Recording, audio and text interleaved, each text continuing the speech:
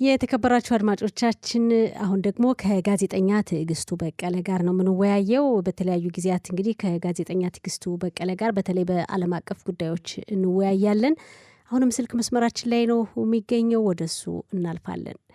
ጋዜጠኛ ትዕግስቱ በቀለ ጤና ይስጥልን፣ እንደምን ዋልክ? ጤና ይስጥልን። መላው እስራኤል አድማጮቼ እንደምናላችሁ ስለእናንተም ስለመላው ዓለምም በጸሎት አድርጋችሁ ነኝ። በእርግጥ በአካል ርቅ ያለሁና እንደምናላችሁ እናመሰግናለን። እንግዲህ ዛሬም ከዚህ በፊት እንደምናደርገው ሁሉ በተለያዩ ዓለም አቀፍ ጉዳዮች ነው ካንተ ጋር የምንወያየው። እንደው አሜሪካና እስራኤል ከኢራን ጋር እያካሄዱ ያለውን ጦርነት ባንተ እይታ እንዴት ታየዋለህ ትዕግስቱ? መቼም ታውቂያለሽ ከበፊት ጀምሮ ይሄ ጦርነት በዓለም አቀፍ ትንታኔ ምን ጊዜም ይዤ የመጣሁት ነው። በጣም ከመጀመሪያው ጀምሮ የኢራንን አሻፈሬ ባይነት፣ የአሜሪካን ተገዳዳሪነት፣ የእስራኤልን ተጠቂነትና እነዚህ የመሳሰሉ ጉዳዮች በደንብ አድርጌ ነበረ ይዤ የመጣሁት። ጦርነቱ ተጀመረ ተብሎ ከትናንት በስቲያ ቅዳሜ ወር መሆኑ ነው። ያን ቀን ስሰማው በጣም ነበረ የደነገጥኩት። አንድ ጊዜ ደነገጥኩ፣ አንድ ጊዜ ግን የለም እንደሚመጣ አውቅ ነበረ። ጦርነቱ ግን ምን ሊሆን ይችላል ማቆሚያው? በጣም የሚጨንቀኝ ነገር እሱ ነበረ ወርቅነሽ። ምክንያቱም የኢራን መሪዎች በከፍተኛ ደረጃ በተደጋጋሚ ሲዝቱና ሲያስጠነቅቁ እንደነበር ዜናውን በደንብ አድርጌ ሰራው ነበር፣ አውቀዋለሁ። እዚያ የጋዛ ሰርጥ ዘገባዛ ስመጣም ተያያዥ እንደነበረ በደንብ ይታያል። ከዚያ ውጪ አሁን የህልውና ወይም የሉዓላዊነት ጉዳይ አይደለም፣ የህልውና ጉዳይ ነው። እስራኤልን ከምድረ ገጽ አጠፋሻለሁ ነው ኢራን። ይሄ ነገር በተደጋጋሚ ሲዛትና ሲሰነዘር አውቅ ነበር እና በጣም ስጋት ነበረኝ። ጦርነት ይጀመራል። ጦርነት ከተጀመረ ደግሞ እስራኤልና ኢራን ብቻ ተዋግተው የሚወጡት ነገር አይደለም። በቀጥታ አሜሪካ እንደምትገባም አውቃለሁ። አሜሪካ ገባች ማለት ምን ሊሆን ይችላል መጨረሻው? ኢራን ታስታውሽ እንደው ብዙ ጊዜ የኒውክሌር ጦር መሳሪያ እንዳላት ሆና ነበር የምትናገረው። ምክንያቱም ብዙ ጊዜ ከምድረ ገጽ አጠፋሻለሁ እያለች እስራኤል ላይ ትዝት ነበረ እና ያን ጊዜ ያንን በጣም የምፈራውና የምጠረጥረው ጉዳይ ነበረ እና ያ በጣም ያሰጋኝ ነበር። ኢራን ምን ልትመልስ ትችላለች? ምን ሊሆን ይችላል ጦርነቱ? ወዴት ነው የሚሄደው? ያ በጣም ስጋቴ ነው። እስካሁን ድረስም ያለው ነገር ስጋቴ ነው። በጣም ፈራለሁ። የዚህን ጦርነት ማብቂያና መጨረሻ ነገር በጣም ግራ ይገባኛል። ይሄ ነው ያለው።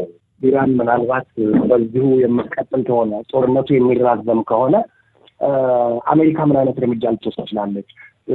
ለምሳሌ ትናንት ለዛሬ አጥቢያ ሌሊት ላይ ኢስፋሃን ላይ አሜሪካ የፈጸመችው ጥቃት በጣም ከባድ ነበረ። በ2,000 ፓውንድ በሚመዝን የባንከር ባስተር ቦምብ ነበረ የመታችው። ከዚህ በኋላ ስለ ሊሆን ይችላል። የኢራን ባለስልጣናት አሁንም የቀሩት እየፈከሩ ነው። የኢራን አብዮታዊ ዘብ ኃይል ወይም የአይአርጂሲ ዋና አዛዡ ኢስማኤል ጋኒ ትናንት ምሽት በሰጡት ማብራሪያ ኔታንያሁ ነበር ቀጥታ ያስጠነቀቁት። ለኔታንያሁ ድረስ አዲስ የዚያ ቀጠና አዲስ ህግና አዲስ መተዳደሪያ ተቀበል ነበር ያሏቸውና ይህ ጦርነት ከመጀመሩ በፊትም ስጋት ነበረኝ። ከተጀመረ በኋላ ወዴት ነው የሚሄደው? መጨረሻው ምን ሊሆን ነው? ይህ በጣም ያሰጋኛል። አሁንም ምናልባት የጠየቅሽኝን ወይም ያነሳሽልኝን ጥያቄ አግኝቼው እንደሆነ ወርቅነሽ። አዎ እንግዲህ አጠቃላይ በጦርነቱ ዙሪያ ልክ ነህ። ከዚህ በፊትም ተወያይተንበታል ትዕግስቱ።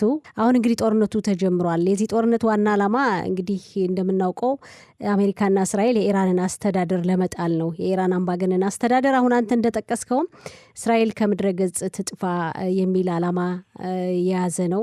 የኢራን ህዝብም አስተዳደሩ እንዲወድቅ በመፈለግ ለተቃውሞ ሰልፍ ጎዳና ላይ እንደወጣ እናስታውሳለን። ግን የጦርነቱ ዓላማ ይሳካል ወይ? የኢራን አስተዳደርስ በዚህ ጦርነት ሊወድቅ ይችላል ወይ? ባንተ እይታ፣ ባንተ ግምት እንዴት ታየዋለህ? ፍርሃት አለኝ። አሁንም ቢሆን የውጭ ጉዳይ ሚኒስትሩ ሰይድ አባስ አራግቺ ምንድን ነው ያሉት? ቀጥታ በፋርስ ኢራን የገነባችው የፖለቲካ ሲስተም የሚነቃነቅ አይደለም። በግለሰቦች አያቶላው ቢሞቱ ቀጣውም አያቶላ ሌላውም ቢሞት በግለሰቦች የተገነባ አይደለም። እርግጥ ግለሰቦች አስተዋጽኦ አላቸው በፖለቲካል ሲስተም ውስጥ። ነገር ግን ይሄ ስርዓተ መንግስት ይናጋል ብለን አናስብም ነው ያሉት።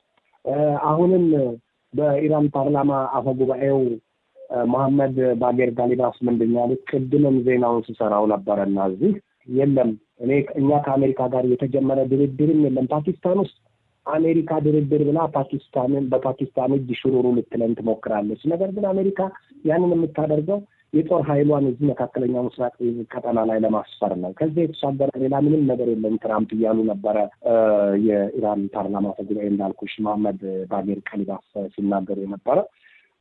አሁንስ በኢራን ያለው መንግስት በዚህ ሁኔታ ለመቀየር ወይም ለመለወጥ የአሜሪካ ወይም የትራምፕ አስተዳደር ስሌት ዳሪ ደርስ ሲሆኑ ትራምፕ ምንድን ያሉት ዛሬ ደግሞ መለስ አድርገው የለም ሆርሙዝ ነው ሽመጥ ባይከሰትም እንኳን እንዲሁ እንዳለ ከጦርነቱ ልንወጣ እናስባለን አሉ። እንዴት ነው የሚጋጭና የሚጣረስ? ባለፈም እንደምልሽ ጊዜ በሚኖረን ቃለ ምልልስ ሁሉ ትራምፕ ምን ጊዜም የሚጋጭ ነገር ነው የሚያወጡት የሚናገሩት። ሰሞኑን ለ5 ቀናት በኢራን የኃይል አማራጭ ላይ የኃይል ዘርፍ ላይ ጥቃት አንፈጽምም አሉ። እሺ በኋላ ደግሞ በማግስቱ ለ10 ቀናት አንፈጽምም አሉ። ነገር ግን ጦርነቱ ይደረጋል። እንደገና ደግሞ መለስ ብለው 10,000 ወታደሮች እንልካለን አሉ። ወዲያው ደግሞ የመከላከያ ሚኒስትሩ ፔቴክሰች ምን አሉ? የለም እኛ እንልክም የእግረኛ ኃይል አንልክም የሚል መረጃ ወጣ። ጭራሹንም አሁን ደግሞ ዛሬና ትናንት የመከላከያ ወይም የጦር ሚኒስትሩ የአሜሪካዊ የጦር ሚኒስትር ፔቴክሰች እንትናቸውም የለም ድምጻቸውም የለም አይታዩምም። ከዚያ ውጭ ደግሞ ማርኮ ሩቢዮ ናቸው የውጭ ጉዳይ ሚኒስትሩ ናቸው በዚያ ቦታ ብዙ መግለጫ የሚሰጡት። እንዳብነት ምሽት ከአልጀዚራ ጋር የነበራቸውን ቃለ ምልልስ እያየሁት በጣም እየገረመኝ ነበረና አሁን አሜሪካ በኢራን የያዘችው የመንግስት የመለወጥ ስሌት ይሰራል ቶሎ ይሆናል ብዬ ለመናገር አልደፍርም እና ያ በጣም በፍጹም እንደ አንድ ጋዜጠኛ ይህንን መናገር አልችልም።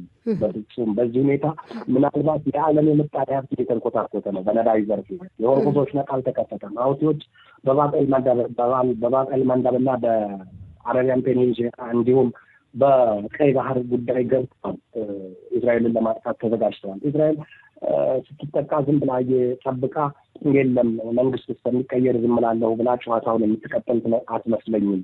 በዚህ ሁኔታ ውስጥ ይሄ ምስቅልቅል ያለ ቋጠሮ ነውና የትራምፕ በኢራን የመንግስት ለውጥ ሂደት እንዲህ ቶሎ ይሰላል ብዬ አላስብም። እንዳልኩሽ ይሄ ግምት ነው። ይሄንን ተናገር ካልሽኝ አላስብም። ይሄ ይሳካል ብዬ አላምንም። ቶሎ ይሳካል ብዬ አላምንም።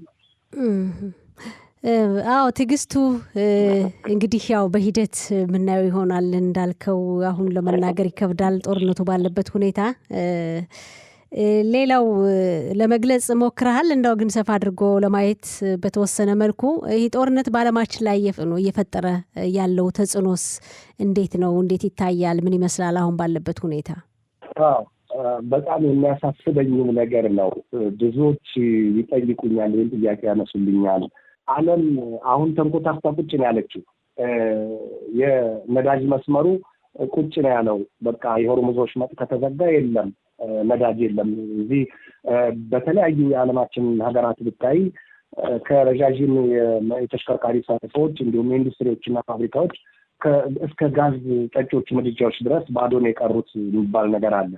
እንደው መጠባበቂያ እንኳን ያላስቀሩት እንደ ኪውባን መሰሎቹ በአሜሪካ ማዕቀብ በጨረፍታ የተደበደቡት እነዚህም መሰሎቹን ሀገራት ስታነሺ የዓለም የምጣኔ ሀብት ከእንግዲህ በኋላ በ100 ቢሊዮን ወይ ደግሞ በቢሊዮን የሚለካ ሳይሆን በትሪሊየን ዶላር የሚቆጠር ኪሳራ ውስጥ ይወድቃል።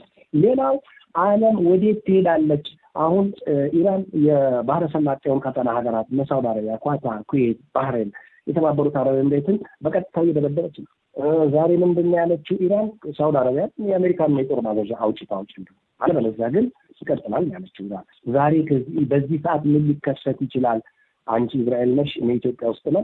ምን ሊከሰት ይችላል? በዚህ ሰዓት ምን እየሆነ ይሆን ብለን ስናነሳ በጣም የሚቸግር ነው። በየቅጽበቱ በየደቂቃዎች ነው መረጃዎች እየሰበሩ የሚወጡት በሰበር የምናገኛቸው እና ዓለማችን ምናልባትም የምፈራውን የኒውክሌር አርማጌዶን ውስጥ ልትገባ ትችል ይሆናል ብዬ እፈራለሁ። ምክንያቱም ሰሜን ኮሪያንም ቅድም እያየኋት ነበር። ሰሜን ኮሪያ የአሜሪካን ማዕከላዊ ምድር የሚመታ ሚሳይል ሞክራለች የሚል መረጃ ወጥቷል። ሩሲያና ቻይናም በአስራፊነታቸው ብቻ ከዚህ ጦርነት ሩሲያ የነዳጅ ዘይት ሀብት በስንጥቅ ትዝቃለች የሚለው ነገር ብቻ ወጥቶ አይቀርም። ምናልባት መነካካታቸው አይቀርም። ስለዚህ እፈራለሁ።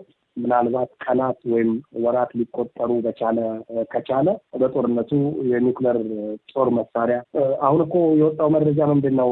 ኢራን በእስራኤል የክላስተር ሚኔሽን ተጠቅማለች ነው ያለው። የክላስተር ቦምብና የክላስተር ጥይቶችን ተጠቅማለች ነው ያለው። በዓለም አቀፍ የጦርነት ሕግ ይህን መጠቀም በፍጹም ክልክል እንደሆነ እናውቃለን፣ ታውቂያለሽ። እስራኤል ላይ ግን ተጠቅማለች። እስራኤል በዚህ ደረጃ የሰጠችው ምላሽ የለም። የመርዛማ ኬሚካል መሳሪያዎችን አልተጠቀመችም። ይሄ አንዱ የጦርነትን ሕግ ማክበርም ነው። ግን በኢራን በኩል ይህን ተጠቅማለች የሚል መረጃ ነው የወጣው። መልሱ ምን ሊሆን ይችላል? ውሎና አድሮ የኃይል መሰረተ ልማቱ ሲናጋ በዓለም ላይ የኃይል መሰረተ ልማቶች በተመቱና በላሸቁ ቁጥር ወዴት ልንሄድ እንችላለን? ይሄ በጣም በከፍተኛ ደረጃ ያሰጋኛል። ምናልባትም አንዱን አጥፊ አንዱን ጠፊ ወደሆነበት የኒውክሌር አርማጌዶን የምንሄድ ከሆነ ብዬ ዝም ብሎ ውስጤ ይሸዳል አስባለሁ። አዎ እንግዲህ ጦርነቱ አሁንም ቢሆን በድርድር ሊቋጭ ይችላል። በአንድ በኩል ደግሞ ሊቀጥል የሚችልበት ሁኔታ እየተገመተ ነው ያለው። አሜሪካ እግረኛ ሰራዊት ወደ ኢራን ልታስገባ እንደምትችልም ይነገራል። ምናልባት ትንሽ ደግሞ የተወሰነ ቀናትን ሰንብተን እናየዋለን። ትዕግስቱ፣ ለማጠቃለያ ምን ትላለህ? ለማጠቃለያ እኔ እንደው አሁን እገሌ ይታገስ እከሌ ይሄንን ይመልስ የምለው ነገር የለኝም። ጦርነቱ አንዴ ሄዷል። አሜሪካ የእግረኛ ኃይሏን ልታስገባ ነው። እስራኤል በሊባኖስ ውስጥ ነው ያለችው። ኢራን ከ1 ሚሊዮን በላይ እግረኛ ሰራዊት አዘጋጅቻለሁ ነው የምትለው።